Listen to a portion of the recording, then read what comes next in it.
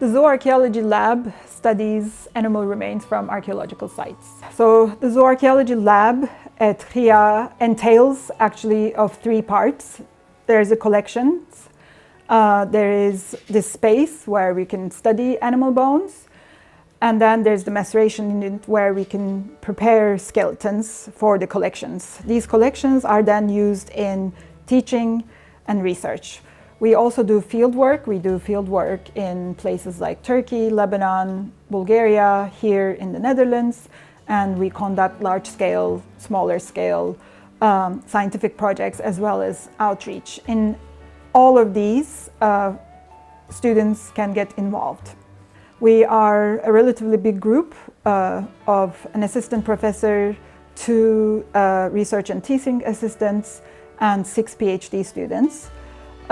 Together with the REMA, the group is even larger and it's a lot of fun. We can have a lot of brainstorming meetings and we write together, we go to field work together, we visit archaeological depots to sample. We also do a lot of work with the CIO, that's the Center for Isotope Research, as well as Wageningen University Animal Genetics Group. The significance of the collection is huge.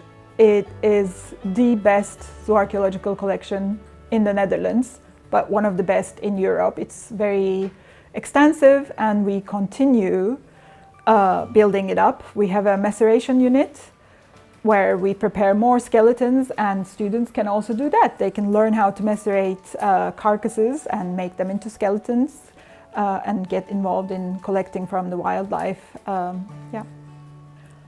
The biggest project the lab is currently working on is we call it Eden.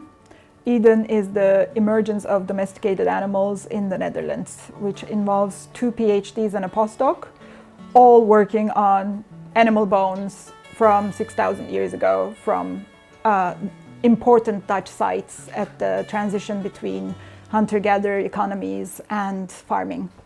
So we have several digital projects, and one of them is about digitizing the collection, the elements, the bones in the collection using augmented reality. This is called Bonify. It has already been published, and this is a project where we involved, in fact, quite a few REMA students in different aspects. Whenever we publish something, we give a press release.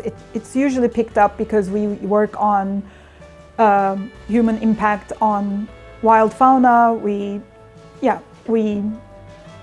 do research on farming, but we also participate in, for example, Nachtmuseum, so the museum night.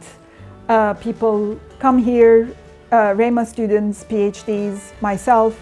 We show them the collections. It's great fun, actually, and that way this was before Corona, I guess, we get direct contact with the public, or we join the Humanities Festival when it's organized.